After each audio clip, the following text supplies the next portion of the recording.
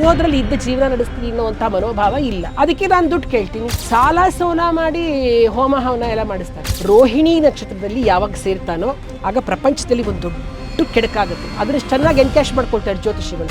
ಇಲ್ಲಿ ಮಳೆ ಆಗತ್ತೆ ಅಂತ ಹೇಳಿರ್ತಾರೆ, ಮಳೆ ಆಗಿರಲ್ಲ. ಆಗೋದಿಲ್ಲ ಅಂತ ಹೇಳಿರ್ತಾರೆ ಪಂಚಾಂಗದಲ್ಲಿ, ಮಳೆ ಆಗಿಲ್ಲ. ಯಾತಕ್ಕೆ ಈ ಥರ ಆಗ್ತಾ ಇದೆ ಖಂಡಿತ ಹೇಳಿರ್ತೀವಿ. ಅದನ್ನ ನೀವು ತಿಳ್ಕೊಳ್ಬೇಕು. ಜಾಣರಾದ್ರೆ 8,000 ಆಗುತ್ತಂತೆ, ಈಗಲೇ ಹೋಗಿ ಒಂದಿಷ್ಟು ಖರೀದಿ ಮಾಡ್ಕೊಂಡು ಬಂದ್ಬಿಡೋಣ. ಚಂಡಮಾರುತಗಳು ಹೇಳ್ತಕ್ಕಂಥದ್ದು, ಸುನಾಮಿಗಳು ಬರ್ತಕ್ಕಂಥದ್ದು ಪ್ರತಿಯೊಂದು ವರ್ಷನೂ ನೀವು ಪಂಚಾಂಗ ತೆಗೆದ್ರೆ ನಿಮಗೆ ಸಿಗುತ್ತೆ.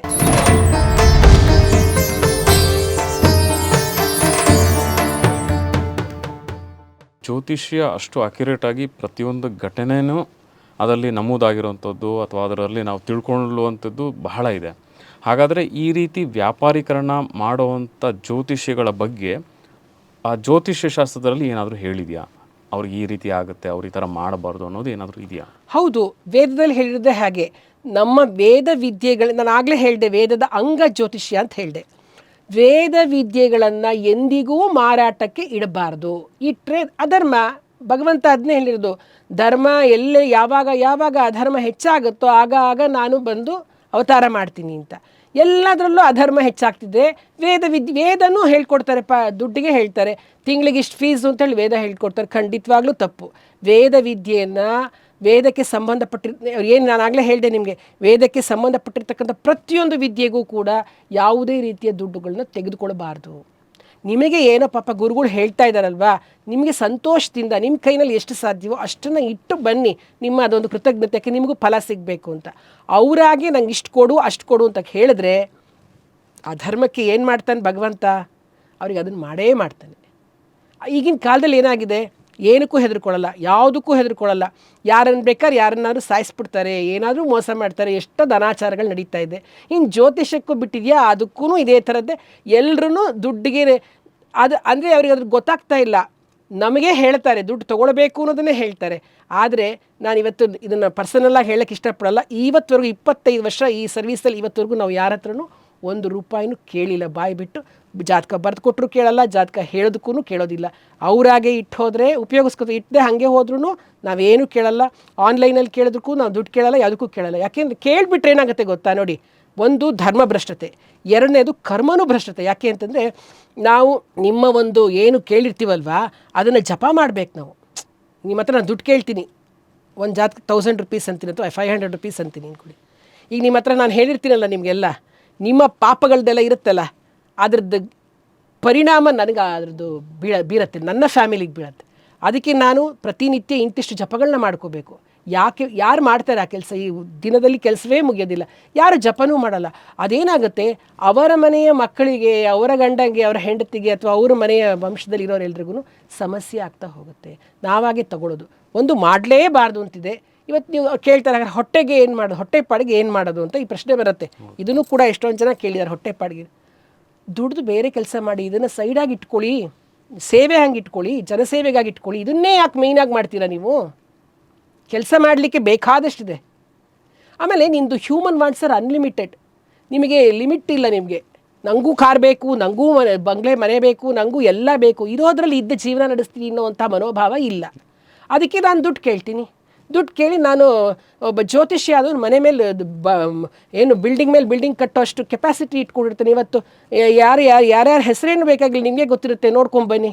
ಯಾಕೆ ನೀವು ಬೇರೆದ್ರಲ್ಲಿ ಮಾಡಿ, ಇದನ್ನು ನೀವು ಏನು ಸೇವೆ ಅಂತ ಮಾಡಿ. ನೀವು ಸೇವೆ ಜನಗಳಿಗೆ ಪಾಪ ಏನಾದ್ರು ಭಯೋತ್ಪಾದನೆ ಆಗಬಾರ್ದು. ಜ್ಯೋತಿಷ್ಯ ಇವತ್ತು ಭಯೋತ್ಪಾದನೆ ಆಗಿದೆ. ಮಾರ್ಗದರ್ಶಕವಾಗಿರಬೇಕು ಜ್ಯೋತಿಷ್ಯ ಅಂದರೆ. ಯಾಕೆಂದರೆ ಜನಗಳನ್ನ ಹೆದರಿಸ್ತಕ್ಕಂಥದ್ದು. ನೀವು ಇದು ಮಾಡಲಿಲ್ಲ ಅಂದರೆ, ಈ ಹೋಮ ಮಾಡಿಸ್ಲಿಲ್ಲ ಅಂದರೆ, ನಾನು ಇದನ್ನು ಪ್ರತ್ಯಕ್ಷವಾಗೂ ನೋಡಿದ್ದೀನಿ ಮಾಡ್ತಕ್ಕಂಥದ್ದು.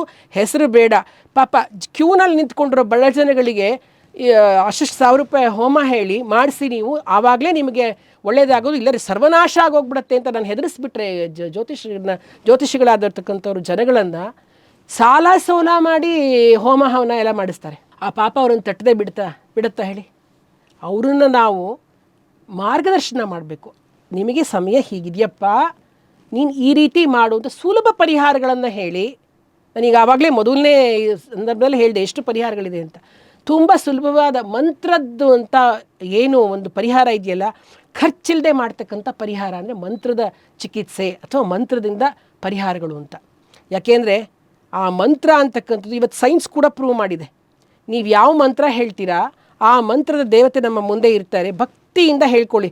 ನೀವೇನು ಅಷ್ಟು ದೊಡ್ಡ ದೊಡ್ಡ ಮಂತ್ರಗಳನ್ನು ಹೇಳಬೇಡಿ, ಸಣ್ಣ ಸಣ್ಣ ಬೀಜ ಮಂತ್ರಗಳನ್ನು. ಇಂಗ್ಲೀಷ್ ಮಾತಾಡ್ತೀರಾ, ದೊಡ್ಡ ಎಂತೆಂಥದ್ದು ಹಾಡು ಹೇಳ್ತೀರಾ, ಎಲ್ಲದಕ್ಕೂ ನಾಲ್ಗೆ ತಿರುಗುತ್ತೆ. ಸಣ್ಣ ಸಣ್ಣ ಮಂತ್ರಗಳನ್ನ ಹೇಳಲಿಕ್ಕೆ ಮನುಷ್ಯನಿಗೆ ತಿರುಗಲ್ಲ ಅಂದರೆ ಅರ್ಥವೇ ಇಲ್ಲ. ಅಷ್ಟು ಸುಲಭವಾದ ಚಿಕಿತ್ಸೆ ಮೂಲಕ ಮನುಷ್ಯನ ಪರಿಹಾರ ಮಾಡಬಹುದು. ಭಕ್ತಿಯಿಂದ ಭಗವಂತ ಎದುರಿಗೆ ನಾನು ನಿಂತ್ಕೋತಾನೆ. ಅದನ್ನು ನೋಡ್ತಕ್ಕಂಥ ಶಕ್ತಿ ನಮಗೆ ಬರುತ್ತೆ. ಭಕ್ತಿನೇ ಇಲ್ಲ, ನಮಗೆ ಕೆಲಸ ಆಗಿಬಿಡ್ಬೇಕು. ಏನಂದರೆ ಬೀಜ ಬಿತ್ತ ತಕ್ಷಣವೇ ಗಿಡ ಬಂದುಬಿಡಬೇಕು. ಅದು ಕಾಯಕ್ಕಾಗಲ್ಲ, ನಮಗೆ ಅಷ್ಟು ವರ್ಷಗಳೆಲ್ಲ ಕಾಯಕ್ಕಾಗೋದಿಲ್ಲ. ಈ ಸ್ಥಿತಿನಲ್ಲಿ ನೀರೋದಕ್ಕೆ ಅದನ್ನು ಚೆನ್ನಾಗಿ ಎನ್ಕ್ಯಾಶ್ ಮಾಡ್ಕೊಳ್ತಾರೆ ಜ್ಯೋತಿಷಿಗಳು. ಹೀಗೆ ಮಾಡಿ ಈ ಥರ ಮಾಡಿ ಲಕ್ಷಾಂತರ ರೂಪಾಯಿ ಖರ್ಚು ಮಾಡಿಸಿ ಹೋಮಗಳು ಅದು ಇದು ಏನೇನೋ ಮಾಡಿ ನೀವು ದಡ್ರು ಕೊಡ್ತೀರಾ, ಅದಕ್ಕೆ ಅವರು ಬೆಳೀತಾ ಇರ್ತಾರೆ. ಈ ರೀತಿ ಆಗಿದೆಯಪ್ಪ. ಹಾಗಾಗಿ ಇದನ್ನು ಖಂಡಿತವಾಗ್ಲೂ ಅವ್ರನ್ನೂ ಅದು ಉದ್ಧಾರ ಆಗ್ಲಿಕ್ಕೆ ಬಿಡೋದಿಲ್ಲ.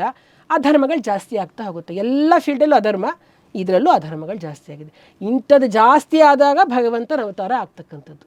ಆಗಾಗಲೇ ಅವನೇನು ಭಗವಂತ ಅಂದ ತಕ್ಷಣ ಕಿರೀಟ ಇಟ್ಕೊಂಡು ಬರಬೇಕು ಅಂತೇನಿಲ್ಲ. ಒಂದು ಒಳ್ಳೆ ಸಮಾಜ ಸುಧಾರಕರಾಗಿ ಬಂದರೂ ಕೂಡ ಭಗವಂತನ ಒಂದು ಶಕ್ತಿಯೇ ಬಂದಿದೆ ಅಂತ ನಾವು ತಿಳ್ಕೊಂಡು ಇಲ್ಲಿ ಧರ್ಮವನ್ನು ಬ್ಯಾಲೆನ್ಸ್ ಮಾಡಲಿಕ್ಕೆ ಆಗಾಗಲೇ ಇಂತಿಂಥ ಮಹನೀಯರುಗಳು ಬಂದು ನಮ್ಮನ್ನು ರಕ್ಷಿಸ್ತಾ ಇರ್ತಾರೆ. ತುಂಬ ಚೆನ್ನಾಗಿ ಹೇಳಿದ್ರಿ ಮೇಡಮ್.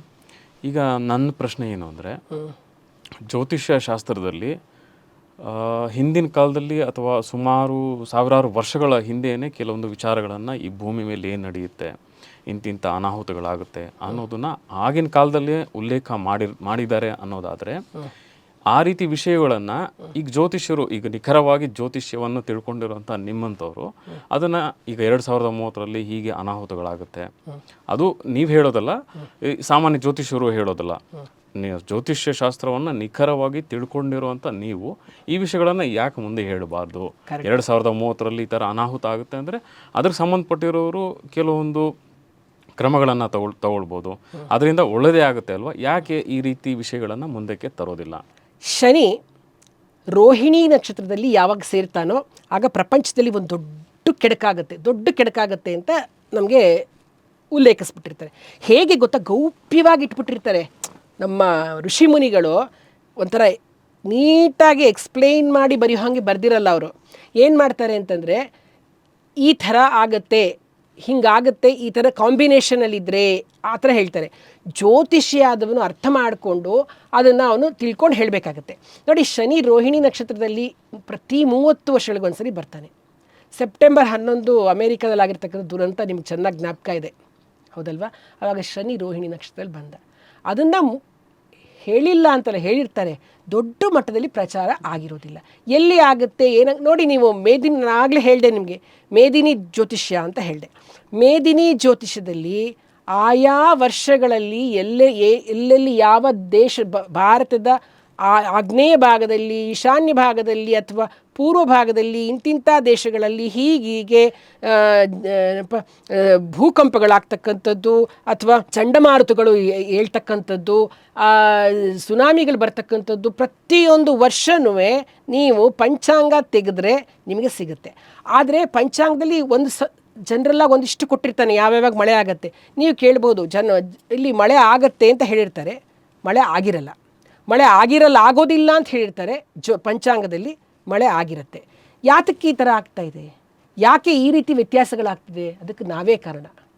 ನೋಡಿ, ನಾವು ಎಷ್ಟು ಪೊಲ್ಯೂಟ್ ಮಾಡ್ತಾ ಇದ್ದೀವಿ ನಮ್ಮ ಪ್ರಕೃತಿಯನ್ನು ಅಂತಂದರೆ, ಅದು ಆಗಬೇಕಾಗಿರೋದನ್ನು ಆಗದೆ ಅಂದರೆ ಎಷ್ಟು ತೊಂದರೆಗಳಾಗೋ ಹಾಗೆ ಓಝೋನ್ ಲೇಯರ್ನೆಲ್ಲನೂ ನಾಶ ಮಾಡೋಂಥ ನೀವು ಇಷ್ಟಿಷ್ಟೊಂದೆಲ್ಲ ಕಂಡುಹಿಡಿದ್ಬಿಟ್ಟು, ಯಂತ್ರಗಳನ್ನೆಲ್ಲ ಕಂಡು ಹಿಡಿದ್ಬಿಟ್ಟು ಬೇಕಾದಷ್ಟು ಏನೋ ವಿಜ್ಞಾನ, ನಾವು ತುಂಬ ಫಾಸ್ಟಾಗಿದ್ದೀವಿ ಹಾಗೆ ಅಂತ ಅಂದ್ಕೊಂಡು ಮಾಡ್ತಾ ಇರ್ತೀರಾ. ಪ್ರಕೃತಿಯನ್ನು ನಾಶ ಮಾಡ್ತಾ ಇರ್ತೀರಾ, ಮರಗಳನ್ನೆಲ್ಲ ಕಳೆದು ಹಾಕ್ತಾ ಇದ್ದೀರಾ, ಮನೆ ಕಟ್ತಾ ಇದ್ದೀರಾ ನಿಮ್ಮ ಸಂತೋಷಕ್ಕೆ. ಏನಾಗುತ್ತೆ, ಏನು ಪ್ರಿಡಿಕ್ಟ್ ಮಾಡಿರ್ತಾರೆ, ಮಳೆ ಆಗುತ್ತೆ, ಈ ಸೂರ್ಯ ಈ ನಕ್ಷತ್ರದಲ್ಲಿ ಇದ್ದಾಗ ಈ ಥರ ಮಳೆ ಆಗುತ್ತೆ ಅಂತ. ಆ ಮಂತು ಮಳೆನೇ ಆಗಿರೋದಿಲ್ಲ. ಮುಂದಿನ ತಿಂಗಳು ಮಳೆ ಆಗಲ್ಲ ಅಂತ ಹೇಳಿರ್ತಾರೆ, ಆಗ ಮಳೆ ಆಗುತ್ತೆ. ಯಾಕೆ ಅಂದರೆ ಇದಕ್ಕೆ ಮನುಷ್ಯನ ಒಂದು ಬೇಜವಾಬ್ದಾರಿತನದಿಂದ ಪ್ರಕೃತಿಯನ್ನು ನಾಶ ಮಾಡಿರೋದೇ ಈ ಒಂದು ವಿರೋಧಕ್ಕೆ, ವೈರುಧ್ಯಕ್ಕೆ ಕಾರಣವಾಗಿರ್ತಕ್ಕಂಥದ್ದು. ನೀವು ಹೇಳ್ದಂಗೆ ಇಷ್ಟನೇ ಇಸ್ವಿ ಹಾಗೆ ಬರ್ದಿರಲ್ಲ. ಅವ್ರು ಹೇಗೆ ಬರೆದಿರ್ತಾರೆ ಅಂತಂದರೆ, ನಿಗೂಢವಾಗಿ ಬರೆದಿರ್ತಾರೆ. ಅದನ್ನು ಅರ್ಥ ಮಾಡ್ಕೊಳ್ಬೇಕು. ಈ ಕೋಡಿಂಗ್ ಅಂತಿರಲ್ಲ, ಆ ಥರ ನೀವು ಪರಾಶರರ ಹೋರಾಶಾಸ್ತ್ರ, ವರಾಹ ಮಿಹಿರರ ಒಂದು ಬೃಹತ್ ಜಾತಕ ಇವೆಲ್ಲ ತೆಗೆದು ನೋಡಿದಾಗ ಯಾವುದೇ ವಿಷಯವನ್ನು ಈಗ ನೋಡಿ, ಹಿಂದಿನವರು ನಿಮಗೆ ಕಲಿಸ್ಕೊಡ್ತಾ ಇರಲಿಲ್ಲ ವಿದ್ಯೆಗಳನ್ನು. ಅವರು ಡಾಕ್ಟರ್ ಆಗಿದ್ದರು, ವೈದ್ಯರಾಗಿದ್ದರು, ಆಯುರ್ವೇದಿಕ್ ಪಂಡಿತರಾಗಿದ್ದರೂ ಕೂಡ ಮಕ್ಕಳಿಗಾಗಲಿ ಮೊಮ್ಮಕ್ಕಳಿಗಾಗಲಿ ಯಾರಿಗೂ ಹೇಳ್ಕೊಡ್ತಿರಲಿಲ್ಲ. ಎಲ್ಲ ವಿದ್ಯೆಗಳನ್ನು ಗುಪ್ತವಾಗಿ ಇಟ್ಕೊಳ್ತಾ ಇದ್ರು. ನೋಡಿ ಬೇಕಾದ್ರೆ ನಿಮ್ಮ ಪೂರ್ವಜರಿಗೆ ಹೋಗಿ. ಇವತ್ತು ನಿಮಗೆ ಏನಾಗಿದೆ, ಒಂದು ಸ್ವಲ್ಪ ಕಲ್ತ್ಕೊಂಡ್ರೂ ಸಾಕು, ಯೂಟ್ಯೂಬಲ್ಲಿ, ಇನ್ಸ್ಟಾಗ್ರಾಮ್ನಲ್ಲಿ, ಫೇಸ್ಬುಕ್ಕಲ್ಲಿ ಎಲ್ಲಾದರೂ ರೀಲ್ಸ್ ಮಾಡಿ ಮಾಡಿ ಮಾಡಿ ಹಾಕ್ತಿರ್ತಾರೆ ಇಷ್ಟೂರನ್ನ. ಎಲ್ರಿಗೂ ವಿದ್ಯೆ ಗೊತ್ತಾಗಬೇಕು ಅಂತ. ಅದಿದ್ರೂ ಇದೆಯೋ ಇಲ್ವೋ, ಇಲ್ಲದೇ ಆದರೂ ಇದೆಯೋ, ಸುಳ್ಳೋ ನಿಜವೋ ಎಲ್ಲವನ್ನ ಹಾಕ್ತಾ ಇರ್ತಾರೆ. ಆದರೆ ಹಿಂದಿನವರು ಏನು ಮಾಡ್ತಾರೆ, ಎಲ್ಲ ಕೋಡಿಂಗ್ ಲ್ಯಾಂಗ್ವೇಜ್, ಗುಪ್ತ ಭಾಷೆಯಲ್ಲಿ ಇಡ್ತಾಯಿದ್ರು. ಆ ಗುಪ್ತ ಭಾಷೆಯನ್ನು ಅರ್ಥ ಮಾಡಿಕೊಂಡು ನಾವು ಪ್ರಿಡಿಕ್ಟ್ ಮಾಡಿರ್ತೀವಿ. ಯಾವಾಗ ಪಂಚಾಂಗದಲ್ಲಿ ನಾನು ಹೇಳಿದ್ನಲ್ಲ ನಿಮಗೆ, ಇಂತಿಂಥ ದಿವಸ ಗ್ರಹಣಗಳಾಗತ್ತೆ, ಇಂತಿಂಥ ದಿವಸ ಹೀಗಾಗುತ್ತೆ, ಆ ವರ್ಷದ ಪೂರ್ಣ. ಇನ್ನೂ 25 ವರ್ಷ ಮುಂದಿಂದು ಬರೆದಿರ್ತಾರೆ. 100 ವರ್ಷಗಳ ಪಂಚಾಂಗನೂ ಬರಿಬೋದು, ಲೆಕ್ಕಾಚಾರ ಹಾಕ್ಕೊಂಡು ಬರಿಬೋದು. ಯಾಕೆ ಆಗಲ್ಲ? ಕೆಲವು ಸಾರ್ತಿ ಅದು ಯಾತಕ್ಕೆ ಪೂರ್ಣ ಮಟ್ಟದಲ್ಲಿ ಆಗಲ್ಲ ಅಥವಾ ಪೂರ್ಣ ಮಟ್ಟದಲ್ಲಿ ಆಗುತ್ತೆ ಅನ್ನೋದಕ್ಕೆ ನಮ್ಮ ಒಂದು ದುರ್ಬಳಕೆಯ, ಪ್ರಕೃತಿಯ ದುರ್ಬಳಕೆ ಇದಕ್ಕೆ ನಿಮಗೆ ಕಾರಣ ಆಗಿ ಅದು ಆಗಲ್ಲ. ಆದರೆ ಇಂಥ ಕಾಂಬಿನೇಷನ್ ಇದ್ದಾಗ ಬರುತ್ತೆ ಅಂದರೆ ಬರುತ್ತೆ, ಪೂರ್ತಿಯಾಗಿ ಬರಲ್ಲ. ಎಲ್ಲಿ ಯಾವ ದೇಶಕ್ಕೆ ಆಗ್ನೇಯ ಭಾಗ ಅಂದ ತಕ್ಷಣ ಯಾವುದು ಆಗ್ನೇಯ ಸೌತ್ ಈಸ್ಟ್ಗೆ ಆಗಬೇಕು ಅಂದರೆ ಆ ಸೌತ್ ಈಸ್ಟಲ್ಲಿ ಯಾವುದೋ ಒಂದು ಪ್ರದೇಶಕ್ಕೆ ಆಗುತ್ತೆ, ಪೂರ್ಣವಾಗಿ ನಾಶ ಆಗಲ್ಲ ನಮ್ಮ ಭಾರತಕ್ಕೆ ಸೌತ್ ಈಸ್ಟ್ ಅಂದರೆ. ಆ ರೀತಿಯಾಗಿ ಹೇಳೋದ್ರಲ್ಲಿ ನಮಗೆ ಏನಾಗಿದೆ, ಕರಾರುವಾಕ್ಕ ಹೀಗೆ ಇಂಥ ಕಡೆ ಹೀಗೆ ಆಗುತ್ತೆ ಅಂತ ನಾವು ನೋಡ್ಕೊಂಡು ಹೇಳಿದ್ರೂ ಕೂಡ ಈ ಒಂದು ಬದಲಾವಣೆಯಿಂದ ನಮಗೆ ಈ ಥರ ಸಮಸ್ಯೆಗಳು ಆಗ್ತಕ್ಕಂಥದ್ದು ಆಗತ್ತೆ. ಆದರೂ ಕೂಡ 100 ವರ್ಷಗಳ ಒಂದು ಭವಿಷ್ಯವನ್ನು ಬರಿತಕ್ಕಂಥದ್ದು ಬರೆದಿದ್ದಾರೆ, ಬರಿಬಹುದು. ಆದರೆ ಹೇಳಿದ್ನಲ್ಲ, ಹೇಳ್ತೀವಿ ನಾವು, ಯಾಕೆ ನಾವು ವರ್ಷ ಭವಿಷ್ಯ ಬರಿಬೇಕಾದ್ರೆ ಹೇಳಿರಲ್ವ ನಾವು, ಹೀಗಾಗತ್ತೆ ಏನಂತಂದರೆ ನೋಡಿ, ಪಾಕಿಸ್ತಾನದಲ್ಲಿ ಹಿಂಗೆ ನಾವು ಈಸ್ಟ್ಗೆ ಹೋಗ್ತೀವಿ, ನಾರ್ತ್ ಈಸ್ಟ್ಗೆ ಹೋಗ್ತೀವಿ, ಪಾಕಿಸ್ತಾನದಲ್ಲಿ ಈ ಥರ ಸಮಸ್ಯೆ ಆಗುತ್ತೆ, ಅಲ್ಲಿಂದ ಮುಂದೆ ಪಶ್ಚಿಮ ದೇಶಗಳಲ್ಲಿ ಈ ಥರ ಆಗುತ್ತೆ ಅಂತ ನಾವೆಲ್ಲ ಬರೆದಿರ್ತೀವಿ. ಅದಾಗಿರುತ್ತೆ. ಆಮೇಲೆ ಆ ಕರೋನಾ ಬರೋ ಸಮಯದಲ್ಲಿ ನಾವು ಹೇಳಿದ್ವಿ, ಸಾಂಕ್ರಾಮಿಕ ರೋಗಗಳಿಂದ ಖಂಡಿತವಾಗ್ಲಿ ನಮಗೆ ಇದು ಕುಜರಾಹು ಕಾಂಬಿನೇಷನ್ ಇತ್ತು, ಸಾಂಕ್ರಾಮಿಕ ರೋಗಗಳಿಂದ ಜನಗಳಿಗೆ ತೊಂದರೆ ಆಗುತ್ತೆ. ನೀವು ಓದಿ ತಿಳ್ಕೊಂಡು ಅರ್ಥ ಮಾಡ್ಕೊಂಡು ನೀವು ಮಾಡ್ಕೊಂಬಿಡ್ತೀರಾ ಆ ಥರ. ನಾವು ಹಿಂಗೆ ಹೇಳಿರ್ತೀವಿ, ಅಲ್ಲಿ ಬರೆದಿರ್ತೀವಿ, ನಾನು ಆಮೇಲೆ ತೋರಿಸ್ತೀನಿ ಎಲ್ರಿಗೂ. ಏನು ಪ್ರಯೋಜನ? ಅದು ದೊಡ್ಡ ಮಟ್ಟದಲ್ಲಿ ಅನೌನ್ಸ್ ಆಗಬೇಕು, ದೊಡ್ಡ ಮಟ್ಟದಲ್ಲಿ ಕಂಡುಹಿಡಿಬೇಕು. ಚಿನ್ನದ ಬೆಲೆ ನಮಗೆ ಲಾಸ್ಟ್ ಟೈಮು ಚಾನಲಲ್ಲಿ ನಾನು ಹೇಳಬೇಕಾದ್ರೆ ಹೇಳಿದ್ದೆ, ಖಂಡಿತ 4,000 ಇತ್ತು ಅವಾಗ. ಈ ವರ್ಷ ಆಗಸ್ಟ್ ನಂತರ 8,000 ಖಂಡಿತ ದಾಟುತ್ತೆ ಅಂತ. ಆ ಪಕ್ಕದಲ್ಲಿ ಜ್ಯೋತಿಷದಲ್ಲಿ ವ್ಯತ್ಯಾಸ ಆಯಿತು. ಪಕ್ಕದಲ್ಲಿರೋರು ಹಾಗೇನೂ ಆಗಲ್ಲ ಅಂತ ಹಿಂಗೆ ಆ ವ್ಯಕ್ತಿ ಹೇಳಿಬಿಟ್ರು, ಹೆಸರು ಬೇಡ ಹೇಳಿಬಿಟ್ರು. ಆದರೆ ಆಗಸ್ಟಲ್ಲಿ 8,000 ಇವತ್ತಿನ ದಿವಸ ಹೆಂಗಾಯಿತು? ಹೋದ ವರ್ಷ ನಾನು ಕಾರ್ಯಕ್ರಮ ಕೊಟ್ಟಾಗ ಹೇಳಿದ್ದು, ಈ ವರ್ಷಕ್ಕಾಗಲೇ ಎಷ್ಟು ಜಾಸ್ತಿ ಆಗಿದೆ. ಸೊ ಹೇಳ್ತೀವಿ, ಖಂಡಿತ ಹೇಳಿರ್ತೀವಿ, ಅದನ್ನು ನೀವು ತಿಳ್ಕೊಳ್ಬೇಕು. ಜಾಣರಾದರೆ ಓಹೋ 8,000 ಆಗುತ್ತಂತೆ, ಈಗಲೇ ಹೋಗಿ ಒಂದಿಷ್ಟು ಖರೀದಿ ಮಾಡ್ಕೊಂಡು ಬಂದುಬಿಡೋಣ ಅಂತ ಅಂದ್ಕೋ. ನೀವು ಯಾಕೆ ಮಾಡಲಿಲ್ಲ ಹಾಗಾದರೆ? ಹೇಳೇ ಇಲ್ಲ ಅನ್ನಂಗಿಲ್ಲ, ನಾವು ಹೇಳಿದ್ದೀವಿ, ಪ್ರೂಫು ಇರುತ್ತೆ, ಟಿ ವಿನಲ್ಲಿ ಅದಕ್ಕೆ ಕಾರ್ಯಕ್ರಮ ಪ್ರಸಾರ ಆಗಿದೆ, ಪ್ರೂಫು ಇರುತ್ತೆ. ಸೊ ಈ ಥರದ್ದೆಲ್ಲ ಬೇಕಾದಷ್ಟು ನಾವು ಹೇಳಿದ್ದೀವಿ, ನಡೆದಿರುತ್ತೆ. ಆದರೆ ಅದು ಏನಾಗುತ್ತೆ, ಅದನ್ನು ಗಮನ ಕೊಡೋದಿಲ್ಲ. ಹಾಗಾಗಿ ಕರೋನಾನ ನಾವು ಪ್ರಿಡಿಕ್ಟ್ ಮಾಡಿದರೂ ಕೂಡ ಅದನ್ನು ನಮಗೆ ಈ ಮಟ್ಟಕ್ಕೆ, ಈಗ ಪ್ಲೇಗ್ ಬಂದು ಜನಗಳೆಲ್ಲ ಹೋಗ್ಬಿಡ್ತಾರಲ್ವ, ಅದೆಲ್ಲ ಹಿಂದಿನ ಕದಲೆಲ್ಲ ಇತ್ತಲ್ಲ, ಆಗ ಹೇಳಿರ್ತಾರೆ ಸಾಮೂಹಿಕವಾಗಿ ಈಗ ಪ್ಲೇನ್ ಏರ್ ಕ್ರಾಶ್ ಆಗುತ್ತೆ, ಅದನ್ನು ನಾವು ಮೇದಿನಿ ಜ್ಯೋತಿಷದಲ್ಲಿ ನೋಡಿಬಿಟ್ಟು ಹೀಗೆ ಈ ರೀತಿ ಆಗುತ್ತೆ ಅನ್ನೋದು ಹೇಳಿರ್ತೀವಿ. ಎಲ್ಲೋ ಒಂದು ಫ್ಲೈಟ್ ಹೋಗುತ್ತೆ, ತುಂಬ ಜನ ಹೋಗ್ಬಿಡ್ತಾರೆ. ಆವಾಗ ಹೇಳಿಲ್ವಾ, ಹೇಳಿರ್ತಾರೆ, ತಿರ್ಗಿಸಿ ನೋಡಿ ನೀವು, ಆವಾಗ ಭವಿಷ್ಯ ಬರೆದು ಕಳಿಸಿರ್ತೀವಲ್ಲ, ಅದ್ರಲ್ಲಿ ನೋಡಿದಾಗ ಗೊತ್ತಾಗುತ್ತೆ. ಅದು ನಾವು ಪ್ರಿಕಾಷನ್ನೇ ತೆಗೆದುಕೊಳ್ಳೋಲ್ವಲ್ಲ. ಹವಾಮಾನ ಇಲಾಖೆಯವ್ರು ಹೇಳಿರ್ತಾರೆ ಇವತ್ತು ನಾಳೆ ಮಳೆ ಬರುತ್ತೆ ಅಂತ. ಈ ಪ್ರಕೃತಿ ವಿಕೋಪ ಆಚೀಚೆಯಾಗಿ ಮಳೆನೇ ಬರಲ್ಲ, ನೀವು ಅದನ್ನು ನಂಬ್ತೀರಾ? ಇದನ್ನು ನಾವು ಹೇಳಿರ್ತೀವಲ್ಲ, ಹಾಕಿರ್ತೀವಲ್ಲ, ಅದನ್ನು ನೀವು ನಂಬಲ್ಲ, ನೀವು ಅದನ್ನು ಗಮನಕ್ಕೂ ತೊಗೊಳೋದಿಲ್ಲ. ಖಂಡಿತವಾಗ್ಲೂ ಅದನ್ನೆಲ್ಲ ಸರಿಯಾಗಿ ಅನುಸರಿಸಿ ಅದನ್ನು ಈಗ ನೀವು ಕೇಳ್ತಾ ಇದ್ದೀರ, ನಾನು ಹೇಳ್ತಾ ಇದ್ದೀನಿ, ಎಷ್ಟೊಂದು ಜನ ಅದನ್ನು ಈ ಅಸ್ಟ್ರಾಲಜಿನ ಅವ್ರು ನಂಬೋದೇ ಇಲ್ಲ. ನಾವು ಮಾಡಿದ್ದು ವರ್ಕ್ ಈಸ್ ವರ್ಷಿಪ್ ಅಂತ ಅಂದ್ಕೊಂಡು ಹಾಗೇ ಹೋಗ್ತಾ ಇರ್ತಾರೆ. ಇದ್ರ ಬಗ್ಗೆ ಎಲ್ಲ ತಲೆನೇ ಕೆಡಿಸ್ಕೊಳ್ಳಲ್ಲ. ಇವ್ರು ಬರ್ತಾರೆ ಯಾವಾಗ ಗೊತ್ತಾ, ತುಂಬ ಸಮಸ್ಯೆ ಆದಾಗ ಅಂಥವ್ರು ಅಷ್ಟು ದಿವಸ ಓಡಾಡ್ತಿರ್ತಾರಲ್ಲ, ಅಂಥವ್ರು ನಮ್ಮ ಹತ್ರ ಬಂದಿರೋವಂಥ ಎಷ್ಟೋ ಉದಾಹರಣೆಗಳಿದೆ.